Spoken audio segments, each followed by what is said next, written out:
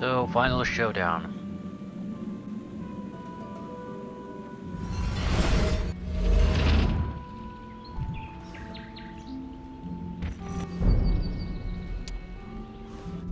We were, I think, planning to ditch some of the army units.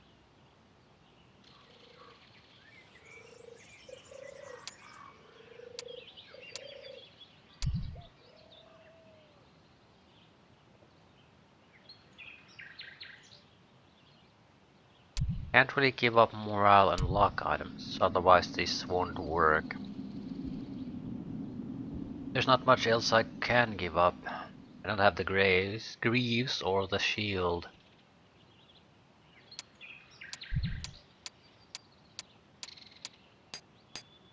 So it is what it is.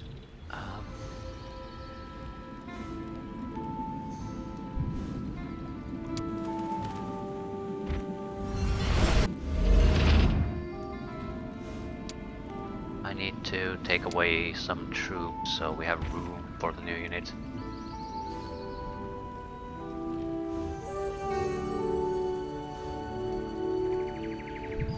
We'll run out of space anyway.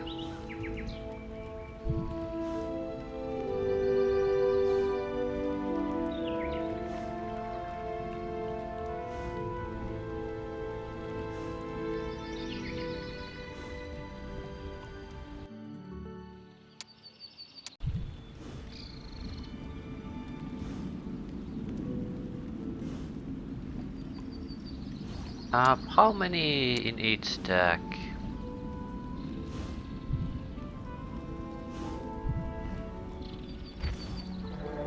$75. Holy bullshit. Yeah, we're gonna have to take all of them. There's just too many. Question is whether we probably should give up the Rakshasas. I mean, they're fine, but 75, anything of tier 7 is better. 85 of these. It's an unfortunate fact of life. Question is how bad the morale is after this.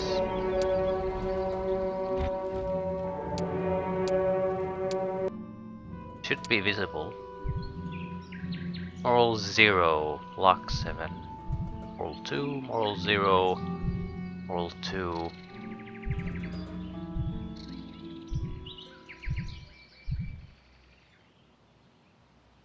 We could buff moral more, but it would mean we'll have to... Can we actually?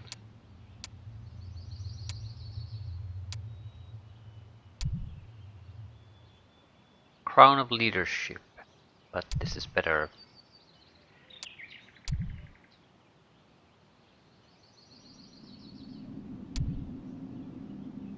+1 to moral and luck and primary attributes. We would give up speed in exchange.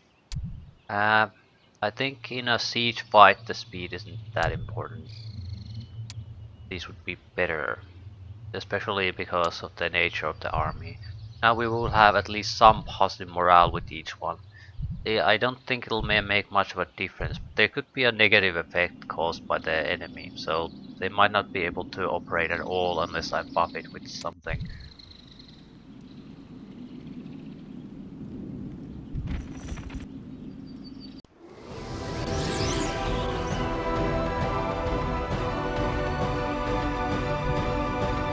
Demon Lord, level 35, 38 attack, 26 defense, 19 spell power, 32 knowledge. I think she's massively better than I am. Yeah. Pretty much almost double my attributes on physical combat. Lesser on spell power and knowledge. So spell casting can turn this into my favor. Also, I don't really know how many troops he has.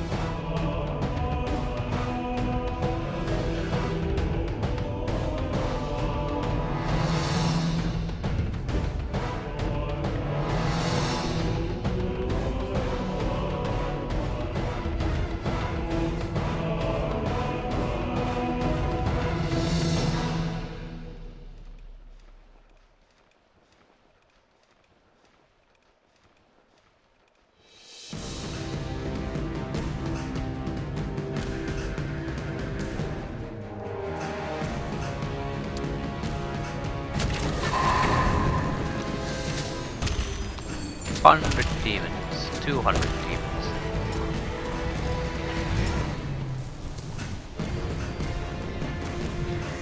What are they doing?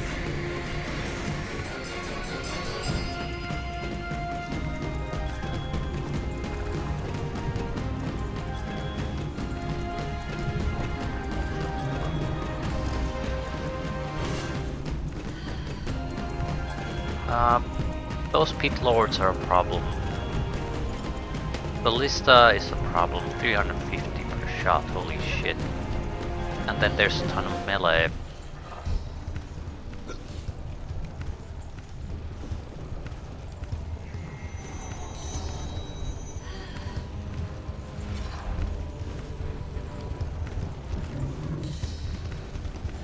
Still, there's 2 units that can reach us now.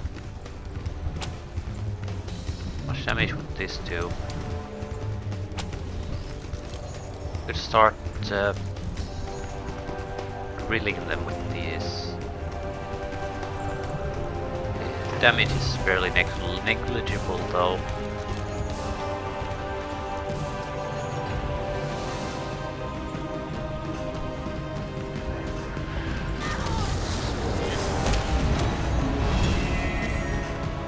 Wish I would have gotten lucky.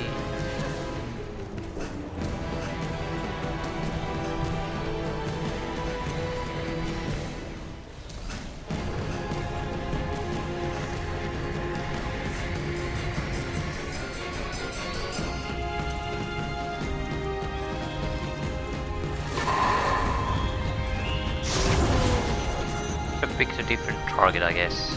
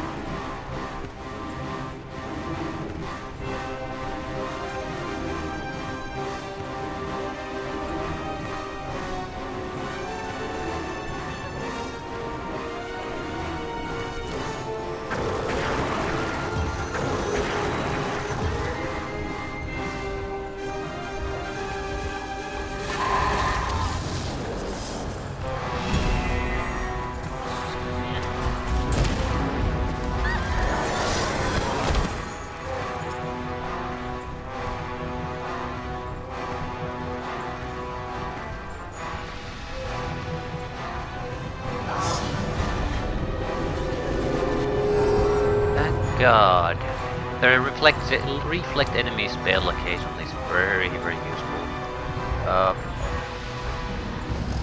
Mass weakness, they'll do minimum damage. It'll still be a lot, but there's usually a huge variation in the damage they can do. Will help quite a bit.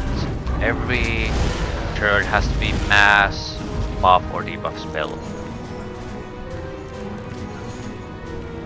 Apart from this scale, resurrection doesn't mean shit, it's just too weak.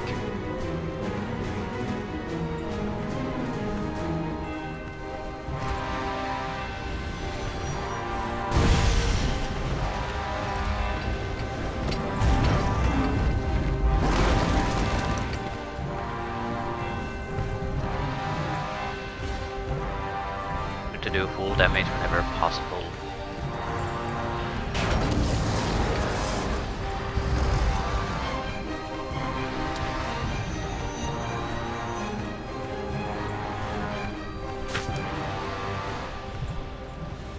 Never retaliate.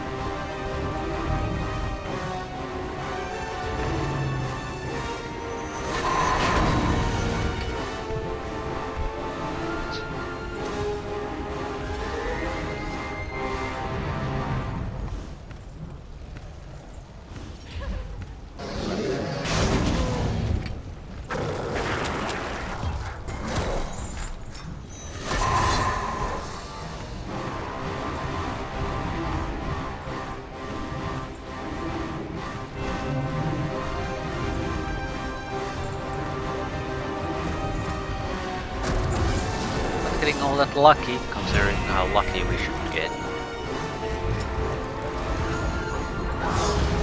What is that? A summon it is. Can I try to banish them? Not sure.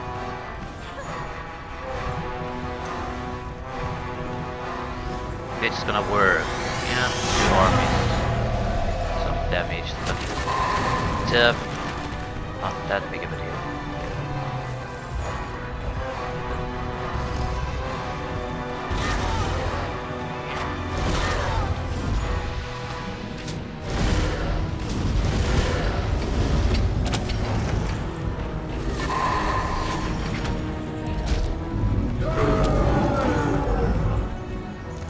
Bit of a bad spot. You attack without actually moving, that would be nice. I can't try to go anywhere here. If I attack, I'll just do more damage. More damage to my own troops.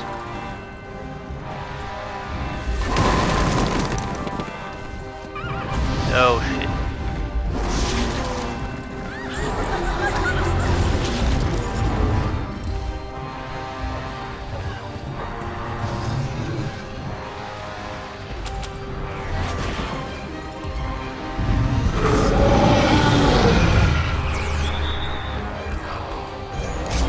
Yeah, this is bad. We basically lost the fight because they got the initial strikes on a lot of armies, massive amount, and I didn't notice that some of these armies were summoned in the first place, so I could have tried to banish them earlier. Although I don't think that would have been a good choice anyway. But this was pretty much the worst case scenario as far as I'm concerned. I got focused on the irrelevant. Getting first strike on his or her big armies is the key, because she's a much better fighter than I am. She will basically win toe to toe every fight.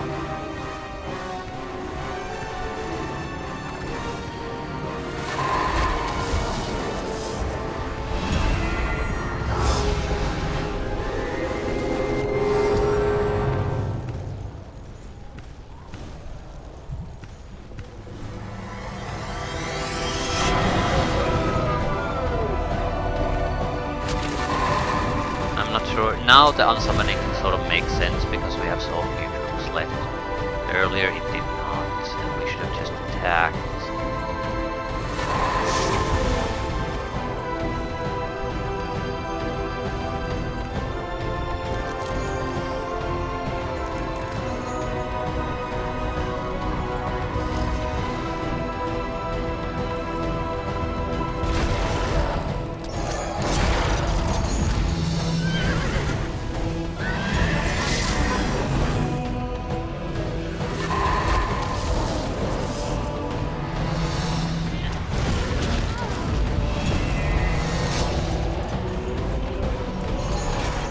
Focusing on the irrelevant part.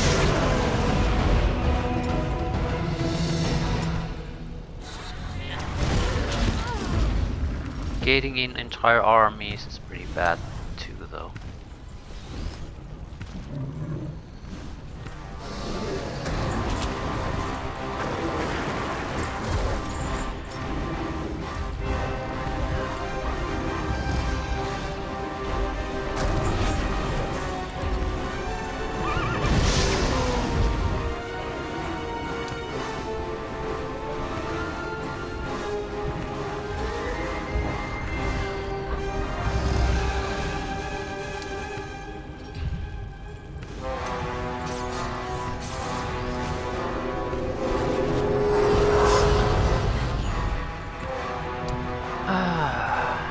Summoning could still save our ass, I suppose.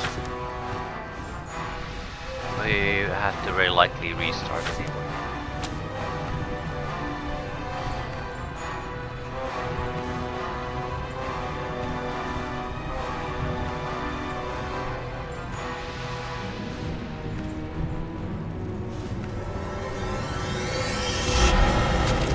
Can't summon 2 creatures from that. Holy bullshit. What a huge goddamn waste. But now I know. There's no point trying to use the banish, which means there's no point trying to use the ring itself. We have so much mana that the cost reduction... I'll basically load. The cost reduction ring for the spells makes no sense. The fight cannot go on for that long. Simply cannot. But this is a piece of shit.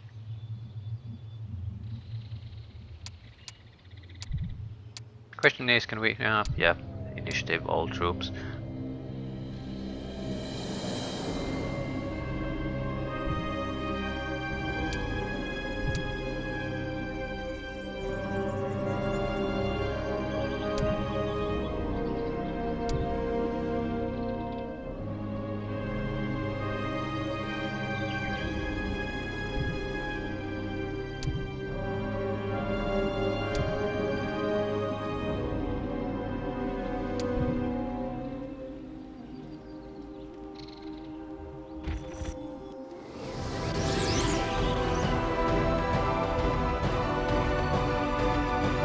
Not sure if we should do anything with the range attacker. Although we do have some range attack power, but I'm not sure if we have the stronger one. It has to all do with how we manage the resurrections of these angels and the melee attackers. We have to get them right, otherwise there's no real hope.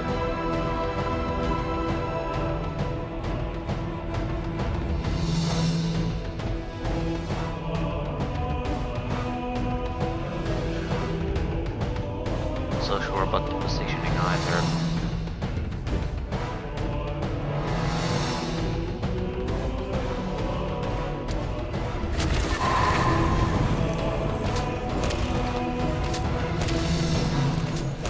I'm gonna start by summoning additional troops immediately. And they'll summon them by the hundreds. Right. If I shoot at her, I don't kill all that much and she'll basically get a free attack. Because if I wait a little bit, she'll lose her attack capability entirely. What we need to do is maybe pick better targets.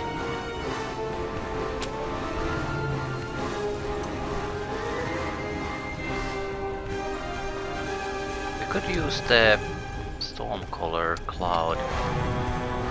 How long does it stay there? This creature can create a local thunder cloud in the selected area of the field. All units in this area take some electrical damage every turn. Shooters also get a penalty to their ranged attacks. The damage and the penalty depend on the number of creatures that created this thunder cloud. But how long does it last?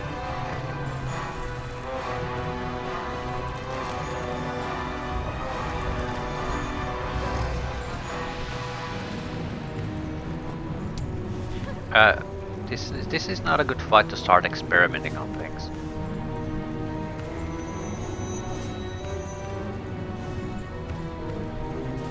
At the same time, they're in a fairly tight formation, so now it would affect quite a few people.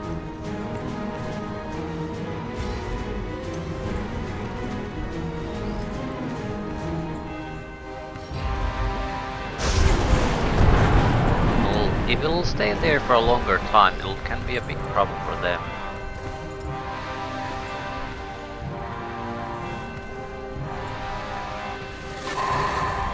No ballista, please. Yes. That's a good kill. Not enough moral to keep her active.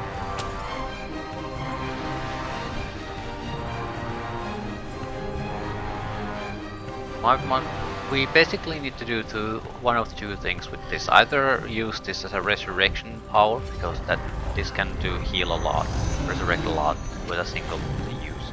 Or we need to go in there and attack. Maybe take out Succubus Mistresses or something.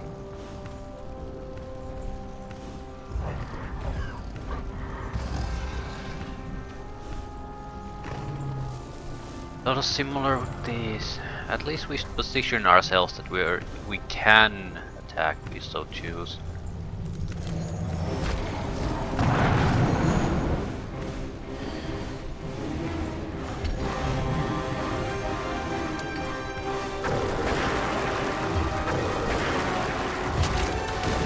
He blocked his own attack path to us.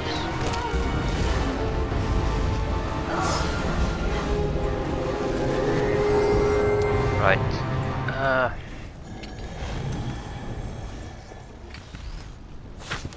No enemy retaliation, please. That'll give me some advantage at least.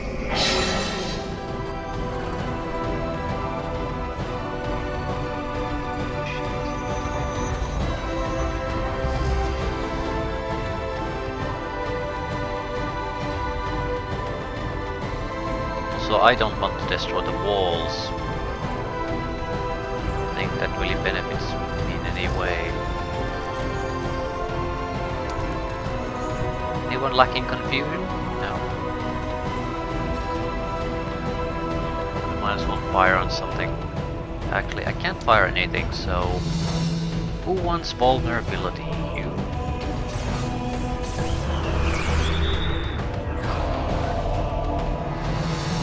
Mass Slow will, after this point, probably be our next spell we want to cast.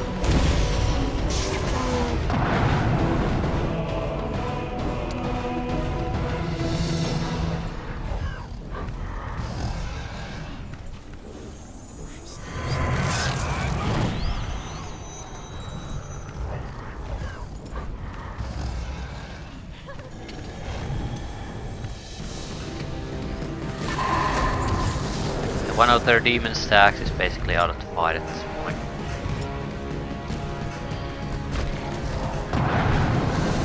Don't have enough mobility to actually attack it. Shit. Well, I can block their access to us, that's something, I guess.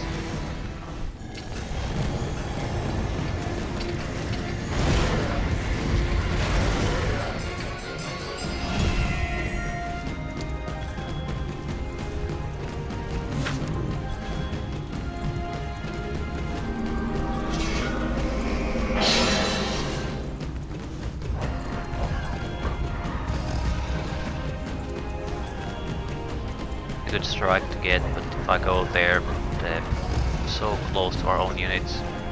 Still,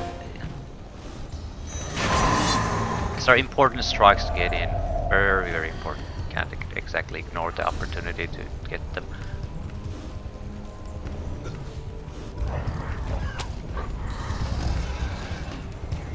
These will be all summoned units again.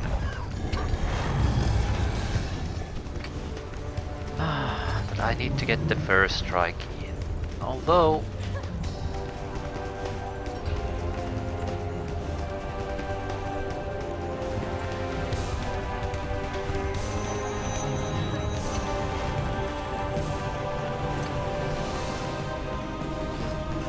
Just going in there alone is... Yeah, that's a recipe for disaster.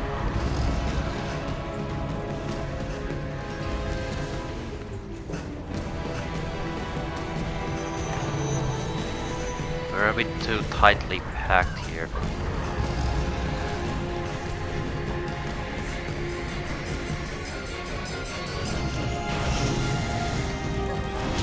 Yeah, I was afraid of that.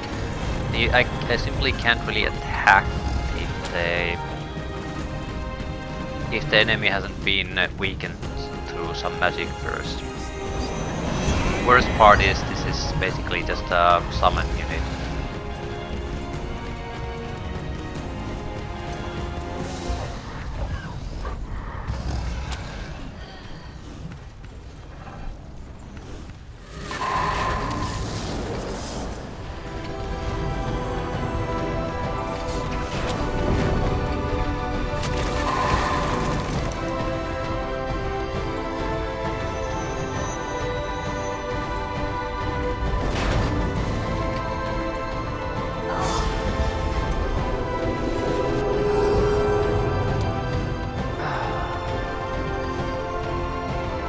Are they mass slowed already? Confusion and slow.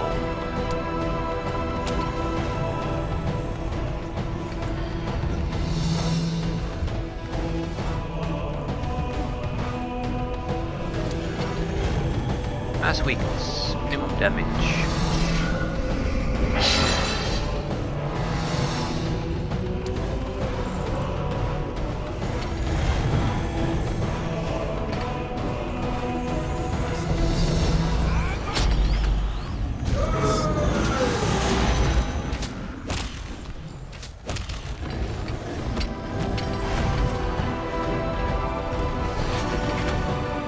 Right, they still have their other teaming group, but after that they don't really have. Yeah, this is gonna cause me.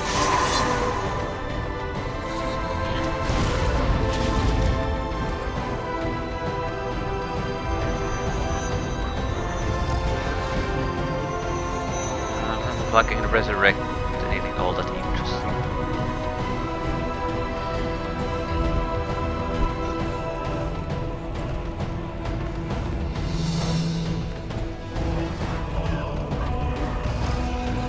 I'm more useful as a resurrection unit at this point.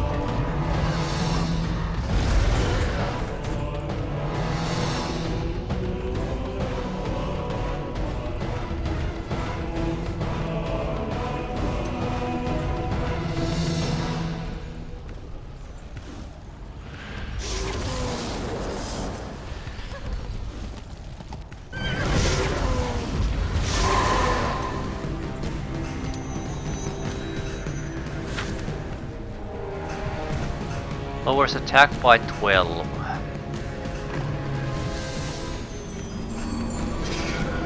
That'll more or less even this playing field because 32, 20, not even quite evens it, but at least helps out a bit.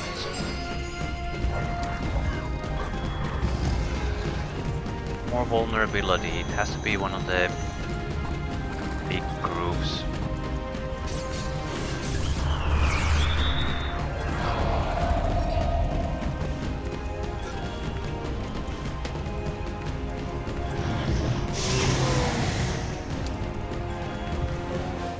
Do much anymore.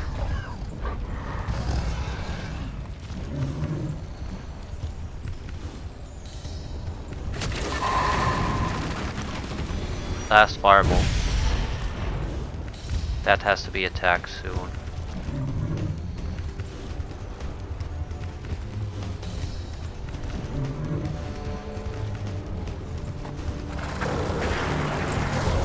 He's dead.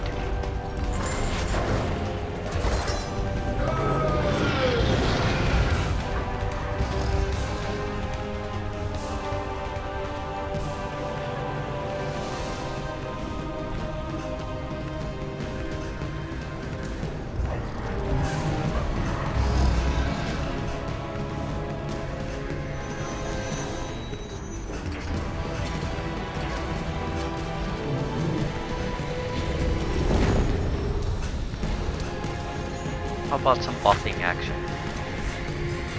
We have puppet master. I totally forgot about the existence of these abilities. Holy bullshit. Well.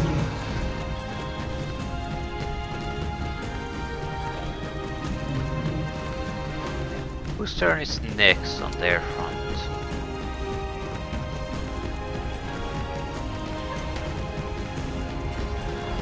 I'm going to use melee attacks to attack the demon group with these. It'll basically annihilate the Akbar group.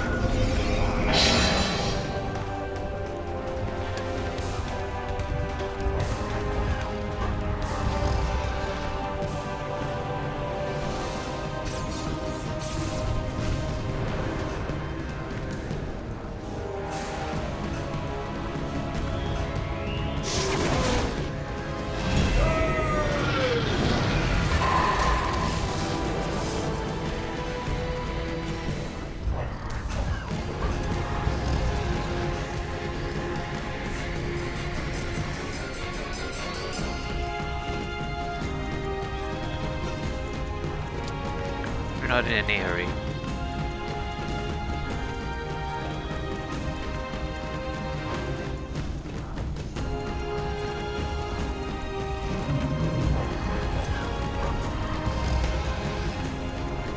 We'll remove the puppet master. A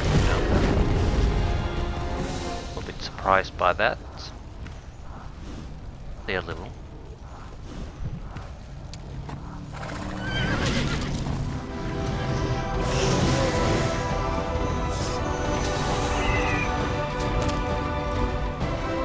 Melee attack on them and die.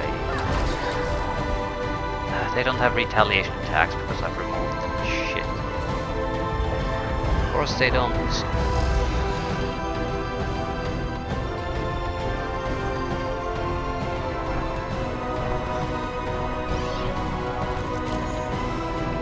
Get attack.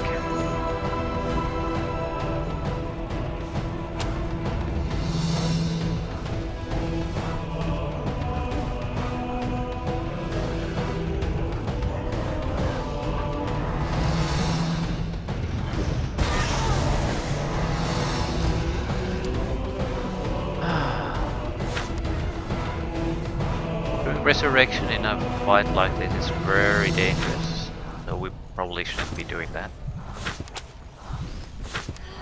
Lowers hit points too much. Divine Vengeance might work.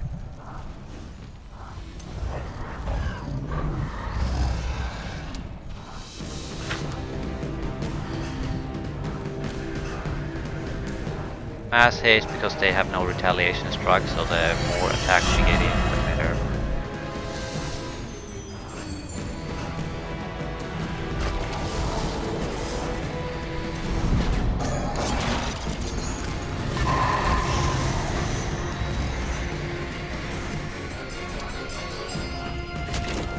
Anyway, they don't really have a chance at this point.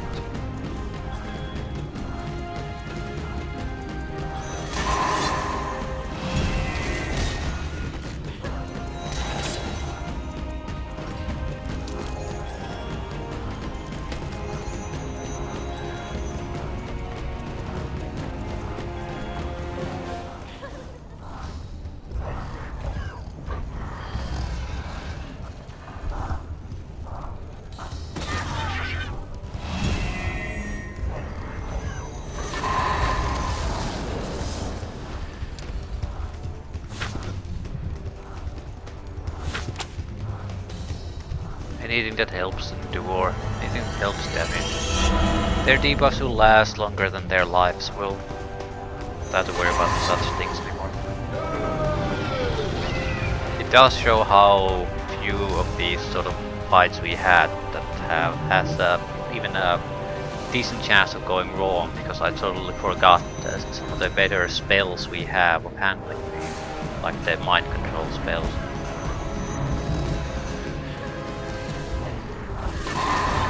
So this wasn't a particularly hard fight. I just totally forgot our options, because I've been doing hundreds and hundreds of these little meaningless fights that involve large groups but have no difficulty or challenge to them. So you get to the routines that they create, which are terrible in any serious fight.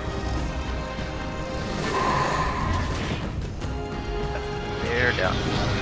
24 Sons of Bitches still left. 7.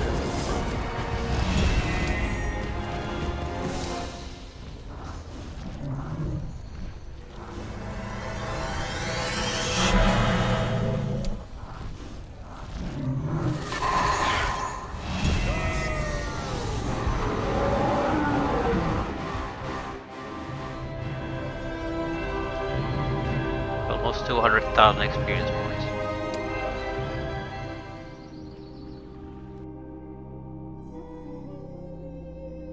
The walls! To the gates! Hurry! As if Kabbalah himself wields the whip! Fire!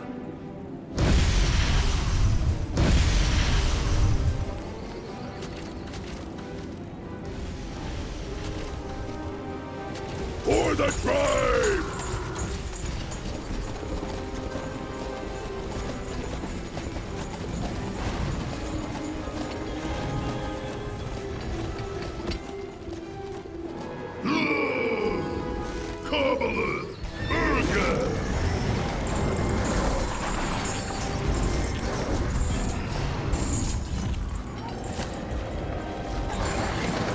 celebrating a little too soon, aren't we? Not a good day to be a demon.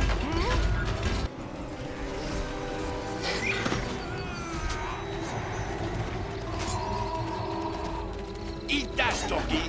Yeah!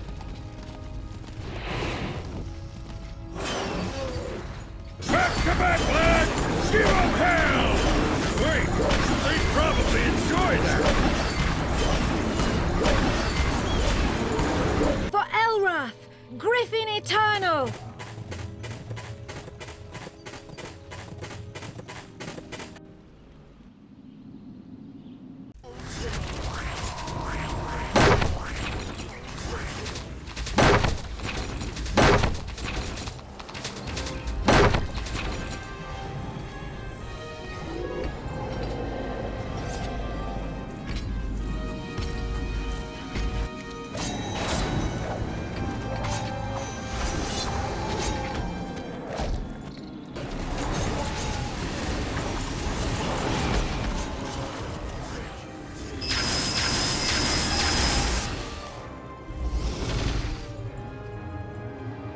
Your reign of terror is over. Your troops are dead, your allies exposed, your magic broken. And you don't look too good either. Demon! No, Gotai. Biara killed Isabel's husband, Freda's father. Vengeance is theirs. I spit on your righteous purity and your Elrath. I have done marvelous damage to your filthy little kingdom! It's all over. It will all come to nothing. Dogs! I still have the power to tear your screaming souls from your fragile flesh! Not me, Biara. I am beyond your reach. You, still alive? Sickening. No matter. You will have a great deal of pain to undo what I have done. This alone makes my death worthwhile. Go ahead and kill me! My husband, my kingdom. You have much to answer for.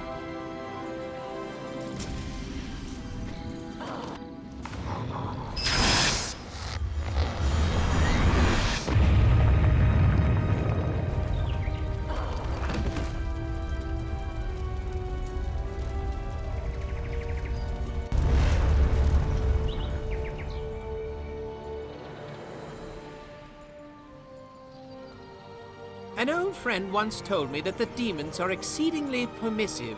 They allow anything, except failure. Cataclysmic failure. Destruction of the major demon cults across 3 nations. Death of most of the armies of Sheog. You know, I wouldn't want to be in her shoes.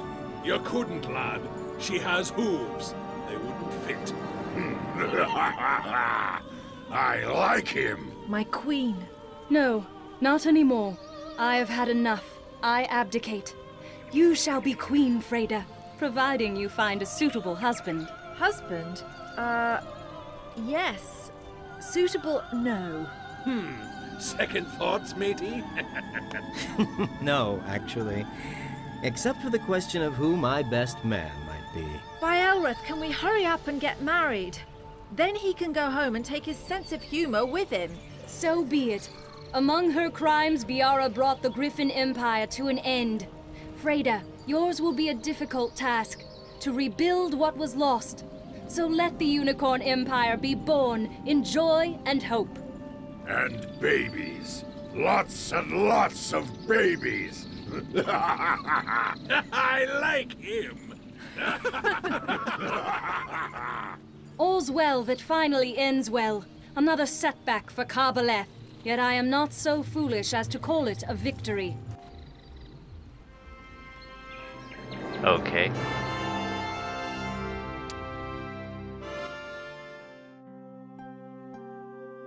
So that's it.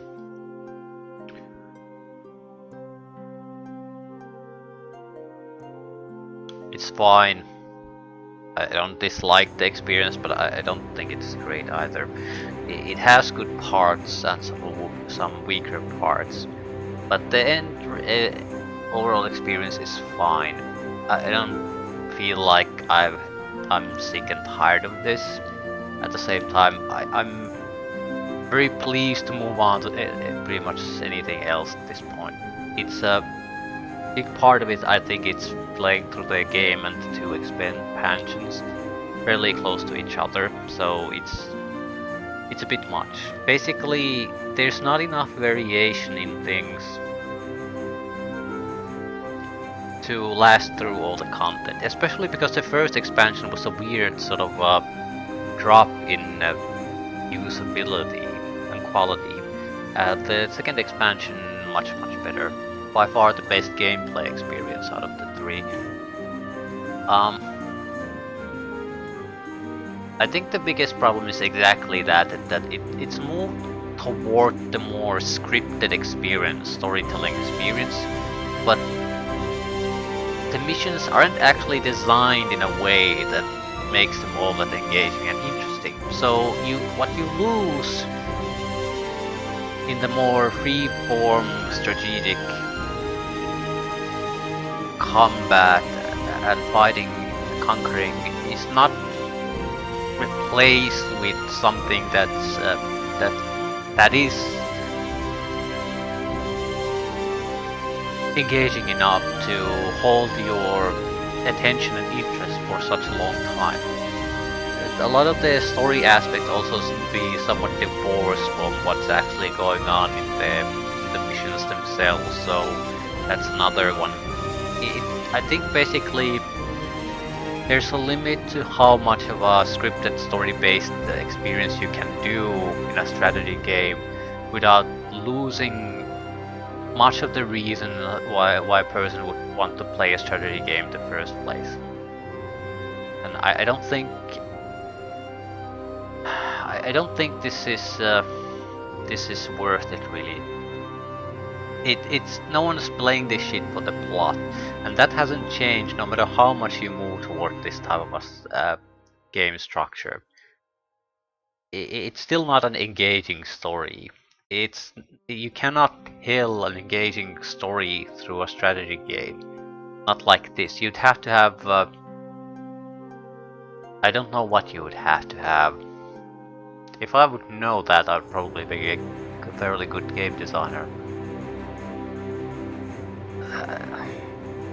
You would have to interrupt the actual gameplay too much to build enough of a emotional interest and to hit the storytelling notes that you need to hit to create an engaging story. I mean, even in a game that's more suited for this type of thing, like the only real draw of a game that it has a story, it is not a simple thing to build the story in a way that it engages the player. You can fail miserably at it. So trying to do that in a strategy game, I feel it's pretty much hopeless. It's always gonna be some version of you're not playing this shit up for the plot. It can be better or worse, but it's not enough to carry the game. It's not a reason to buy the next installment of the series of the game. It just doesn't matter enough. It's the gameplay has a much more important role in determining if the game is worth playing. And with this focus shift, I don't think this is weakening the game series franchise instead of strengthening it. Adding some scripted elements and some story elements, I think it's a good thing, but it cannot come at the cost of weakening the actual strategic gameplay elements. That's the core that causes your players to come back to the game. Still, as I said, I don't really feel bad about playing this. I don't feel like the experience sucked. I feel like this sort of if they would keep iterating on this, it would probably end up in a fairly sweet spot sooner or later. I mean, the original game was fine, but I feel the scripted things there were sort of shit most of the part. There were a couple of highlights, usually in the smaller missions. But there's too much of this, exactly what we had in the final mission, where there's just a gigantic map. The map size is really irrelevant there, though. It's the enemy was waiting for us statically in basically a single place, and we had to trudge through and wade through a lot of irrelevant map fights against neutral monster groups. And in the end, even that didn't matter because we got the army we need to win the game at the end anyway, out of nowhere. So what the fuck was I doing all that? Why was I doing all that? I basically gained nothing of value out of it. But I didn't know that until I was at the very end of a, probably 5-6 hour map. And I feel that's probably the thing that actually pisses me off about these scripted maps. They're probably sort of okay from a designer's point of view, but they're sort of terrible for a player that comes into them blind, because you don't know how they're working, what's scripted and what isn't. So you sort of have to rely on your previous experience in some of the cases, and that can be all over the place. Sometimes it's okay to just push forward and just trust in that the game developers somehow are going to get you through this, carry you through this, even no matter what. That happens in quite a few missions. The one where a high-level hero and a massive army got spawned pretty much each week to attack us. The correct choice there would have been just to go, ignore it. But you don't know that until you killed quite a few of those. But the game would have carried you. Here it would have carried you. You just are magically given a gigantic army out of nowhere at the last minute, so what we do? Everything, the clearing of the map was sort of pointless. I might have gained like ability out of it. Maybe a couple of items here and there, but the army itself that I gathered, troops I gathered, their only purpose was to get me to the final castle. They served no real purpose in actually fighting the fight there. But in some cases, the troops you carry with you are the ones you need to do the end fighting with. So there is no singular path. You simply cannot trust that the game makers basically will carry you over the finish line no matter what. So you are in a shit spot no matter how you look at it. Really terrible score. Yeah, we took a lot of time because we cleaned out the place instead of just burning through it.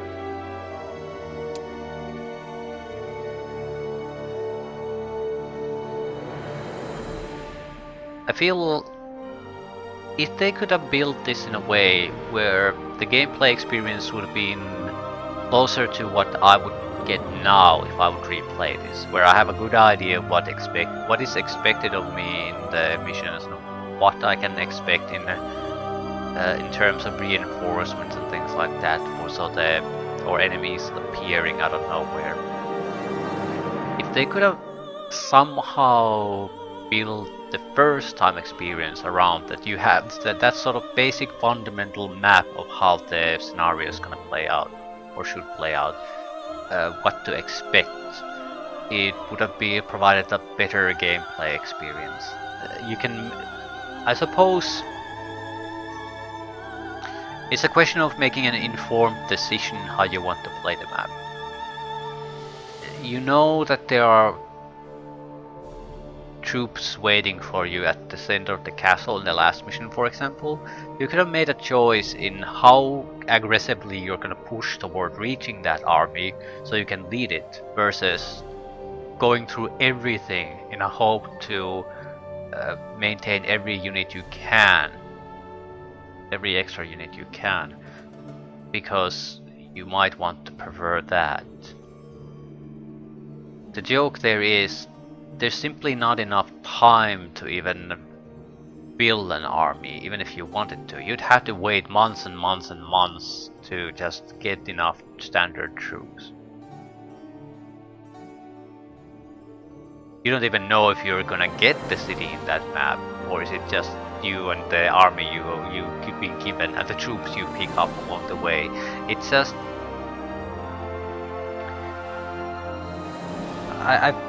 it's not bad design necessarily in the map itself. I feel there's a disconnect between the information being conveyed to you and information that should have been given to you. And that's it. It wouldn't make the game great, but I think it would have improved the gameplay experience in the sense that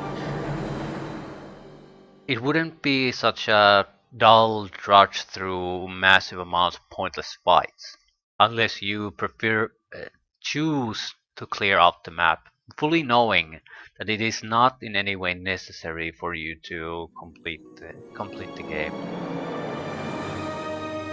And it could also be part of that. It's sort of a shitty ending to such a long game experience. We mass the armies and allies for the final mission, and then maybe an hour or two maximum of actual interesting or relevant fights. But the vast majority of the mission gameplay of the last mission was the fighting against neutral monster groups that pose no real threat to us, and try to just maintain every unit available and keep them alive, because I don't know if they're gonna be vital to completing the mission or not. So in essence, the climax of the story and the game was a massive dull trudge through random neutral fights, instead of the more condensed fight against the demon cities, fight against Viara victory, or that it should have been. It gained nothing by making the map such a huge one and adding all those extra fights you have to do. I feel that's what the core game got right, is that the final mission shouldn't be a massive trudge and typical mission like you've had before. It should be a climax and end to the game. In there, it got wrong the fact that it stretched things out to something like 12 fights at least. That should have been maybe 4 or 8 at maximum. Here it doesn't fall to that trap. It spreads things out a little bit, but it spreads things out way too much and makes the end experience a very dull experience in the overall. So yeah, it's still a fine experience. It just, last mission sort of fairly well encapsulates what's wrong with the new design philosophy of the game. It works here and there when used properly, so I don't want to say it's a bad choice, but I feel like when its implementation fails,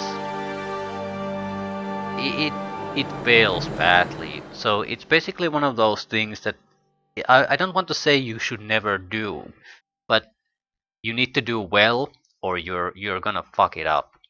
The experience is gonna be much worse for it, and you expended a lot of energy and time and effort to do it, just to make the game play experience worse for the player. So it's a risky thing that you really need to know and plan out what you're doing and what you're gonna gain out of it, if you're gonna do it. And with Heroes of Might and Magic 5, it's a mixed bag.